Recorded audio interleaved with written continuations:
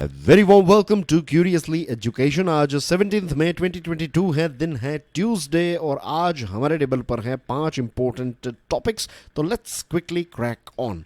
Please make sure कि आप इस लेक्चर को दूसरे स्टूडेंट्स के साथ शेयर ज़रूर करें। It is very very important dear friends. बहुत सारे ऐसे स्टूडेंट्स हैं जिनको पता ही नहीं है कि क्यूरियसली एजुकेशन नाम की एक ऐसी चैनल है जिस पर हर रोज़ मोस्ट इंपॉर्टेंट फाइनेंशियल, इकोनॉमिकल और बिजनेस के साथ जुड़े हुए न्यूज़ को विस्तार से समझाया जाता है, एक्सप्लेन किया जाता है। तो प्लीज़ उन तक ये सीरीज़ ज़रूर पहुंचाइएगा। Do check out my motivational podcast curiously forever. ये सभी बड़े पॉडकास्ट प्लेटफॉर्म्स पर अवेलेबल हैं। पवन हंस सेल। पवन हंस एक हेलीकॉप्टर सर्विस है, सरकार की ये कंपनी है और सरकार इसमें स्ट्रेटेजिक डिसइन्वेस्टमेंट करना चाहती है। अब NCLT और ये भी जो कोलकाता बेंच है, तो इस कोलकाता बेंच की जो NCLT है इसने प्रश्न उठाया है एक स्टेक होल्डर के खिलाफ। द थिंग इज, एक जो इस बिडिंग प्रोसेस में एक पार्टी है, कंपनी है जिसने इस बिडिंग प्रोसेस में पार्ट लिया और सिर्फ पार्ट नहीं लिया, ये बिडिंग प्रोसेस को इस कंपनी ने जीत भी लिया है। तो इसको लेकर NCLT कोलकाता बेंच ने कुछ क्वेश्चंस उठाए हैं और सरकार जो है वो अब इस पूरे मैटर को एग्जामिन करेगी। उसके बाद ही ये लेटर ऑफ अवार्ड कब दिया जाता है? जब आप बिड जीतते हैं तो फाइनल विनर के तौर पर सरकार आपको डिक्लेयर करती है और ये डिक्लेरेशन जो है ये लेटर ऑफ अवार्ड से होता है। तो ये जो LOA है ये बाद में ही दिया जाएगा, पहले सरकार चीज़ों को एग्जामिन करेगी। The government had been hoping to complete the strategic disinvestment of the helicopter company by June 2022। सरकार तो है ये डिसइन्वेस्टमेंट को जून 2022 तक ख़त्म कर देना चाहती थी, लेकिन आई डोंट थिंक सो कि अब पॉसिबल होगा, क्योंकि ये NCLT कोलकाता बेंच ने इस बिडर इस विनर के खिलाफ कुछ सवाल जो हैं वो उठाए हैं। The NCLT had questioned the financial health of the Cayman Islands-based Almas Group Opportunity Fund SPC, that is AGOF, majority stakeholder in Star 9 Mobility Private Limited, the winning bidder for Pawan Hans. अब मैं आपको समझाता हूँ कि पूरी game जो है वो क्या है। PH यानी कि पवन हंस, सरकार इसको बेचना चाहती है। अब इसमें बिडिंग होती है और एक कंपनी जिसका नाम है स्टार 9 ये बिडिंग प्रोसेस को जीतती है और ये जो स्टार 9 है ये कंपनी में मेजॉरिटी स्टेक किसका है? तो ये है इस AGOF का। समझ गए आप?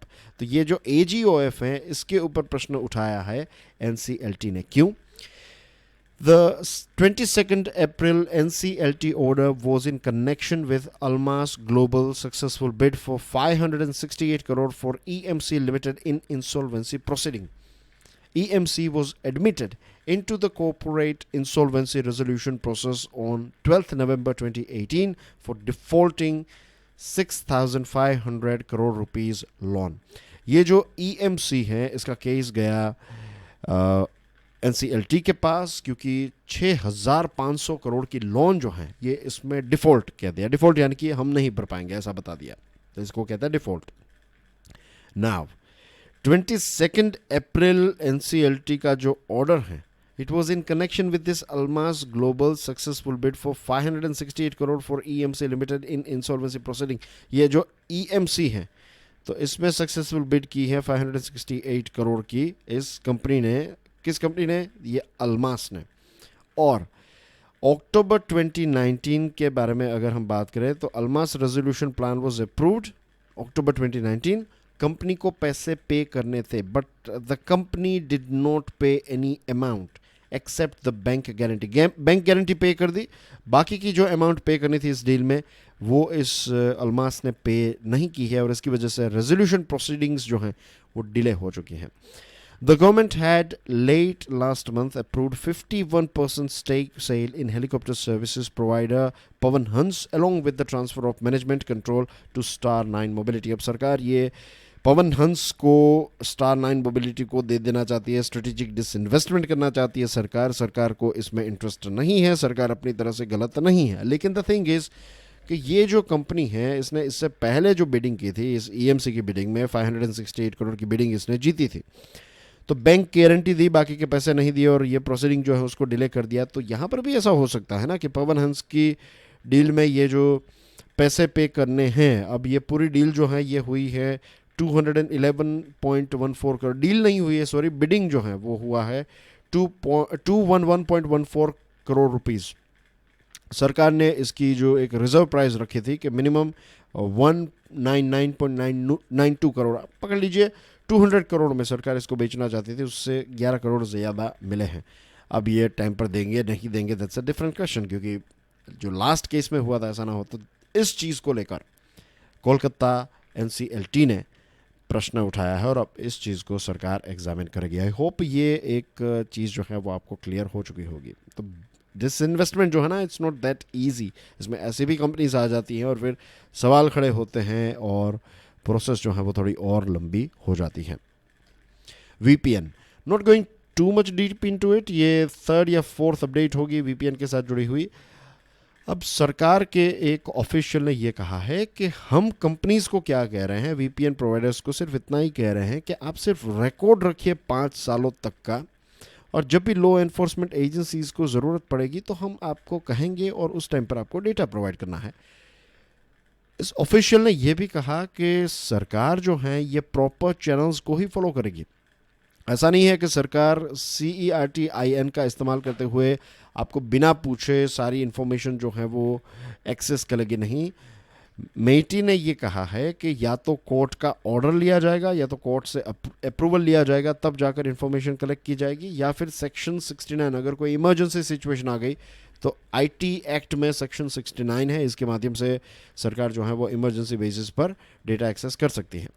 तो पहले ये प्रोसेस, अगर इमरजेंसी है तो ये प्रोसेस, सरकार ऐसे ही सारा डेटा जो है सर्वेलेंस नहीं करना चाहती है। सरकार ने ऐसा, सरकार के एक ऑफिशियल ने इसको इकोनॉमिक टाइम्स को ये चीज़ जो है वो बताई है। The IT ministry is likely to come out with detailed clarifications on the CERT-IN mandate in coming days.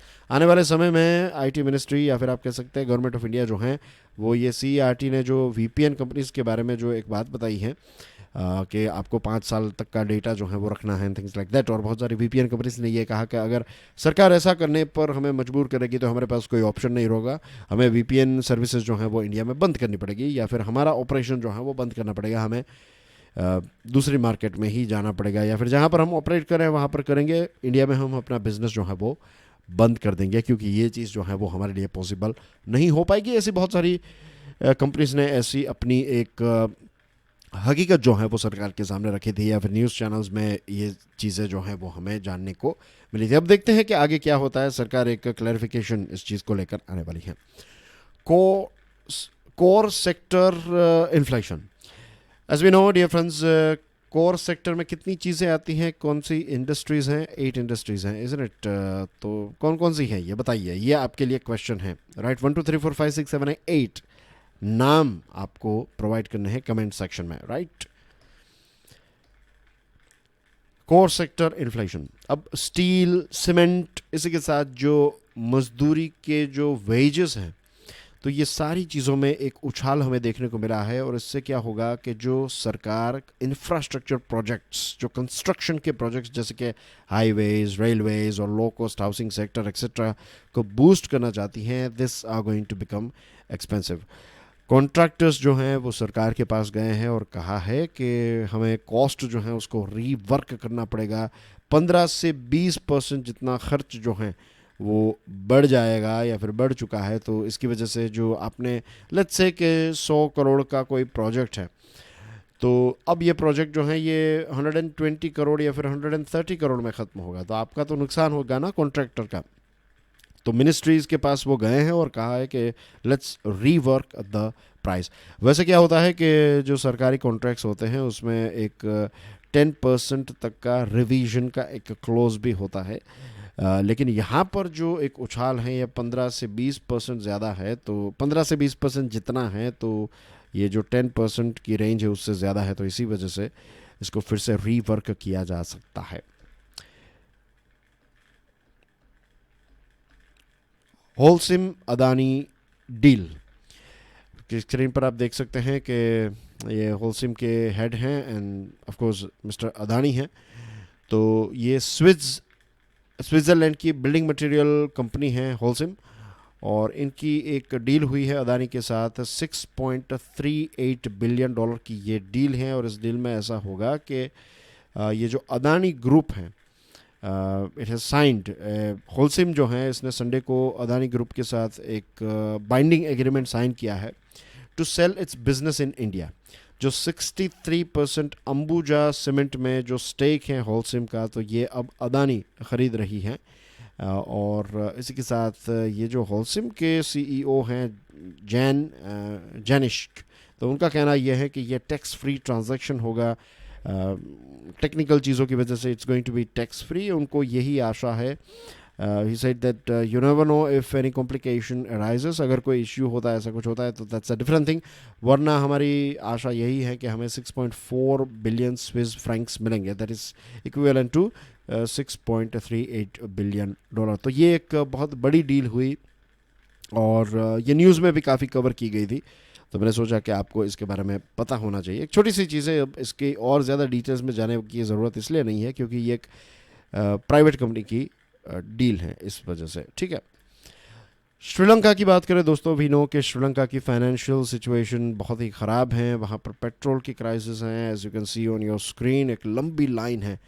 और श्रीलंका को नए प्राइम मिनिस्टर मिले मंडे को, और उन्होंने ये कहा कि अब श्रीलंका के पास एक ही दिन का पेट्रोल जो है वो बचा है। तो वहाँ के पावर मिनिस्टर ने लोगों को ये बताया कि प्रोटेस्ट मत कीजिए, और ये जो लेंथी फ्यूल की क्यूज़ हैं उसको ज्वाइन मत कीजिए। नए प्राइम मिनिस्टर ने ये कहा है कि थोड़े समय तक हम सभी को सेक्रीफाइस करना पड़ेगा, राइट, तकलीफ़ भी होगी, सिचुएशन जो है वो काफ़ी डिफ़िकल्ट हैं। और उन्होंने ये कहा कि देश को, यानी कि श्रीलंका को $75 मिलियन की ज़रूरत है ताकि वो एसेंशियल चीज़ों को इंपोर्ट कर सकें, राइट।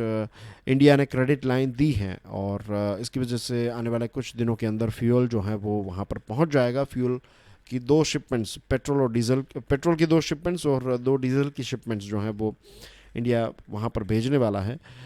लेकिन वहाँ पर 14 एसेंशियल मेडिसिन्स की भी शॉर्टेज है, तो सिचुएशन जो है वो काफ़ी ज़्यादा ख़राब है श्रीलंका की, and it's bad for Indian Ocean nations, it's bad for our neighbourhood. कोविड-19 की वजह से, ऑयल प्राइस के बढ़ने की वजह से, रेमिटेंस ना आने की वजह से, और वहाँ की जो सरकार है उसने ऐसे लोगों को खुश करने के लिए जो टैक्स कट्स किए, तो इसकी वजह से उनके जेब में से ही पैसे जो हैं वो ख़त्म हो गए। तो ये सारी चीज़ों की वजह से श्रीलंका ऐसी फाइनेंशियल सिचुएशन को फेस कर रहा है जैसी उन्होंने 1948 के बाद, जब से देश आज़ाद हुआ तब से लेकर आज तक, ऐसी क्राइसिस श्रीलंका ने कभी फेस नहीं किया। तो सच में उनकी सिचुएशन जो है वो काफ़ी ज़्यादा नाजुक है। And that's everything in today's discussion, dear friends. Thank you very much for watching this video. Please do share the lecture with other students, and I'll see you soon with some more interesting topics. Till then, enjoy your studies. God bless you all. Jai Hind.